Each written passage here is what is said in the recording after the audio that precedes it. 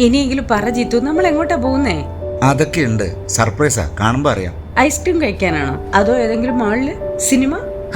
ഒന്ന് അടങ്ങ് പെണ്ണേ, നമ്മളിതേ എത്തി. ഇത് ക്യാൻസർ സെന്റർ അല്ലേ? നമ്മളെന്തിനാ ഇവിടെ വന്നത്? പറയാം, നീ നോക്ക്.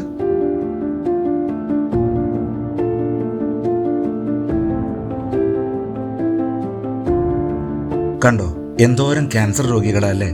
അതെ ജിത്തു, എത്ര വേദന സഹിക്കുന്നുണ്ടാവും അവര്.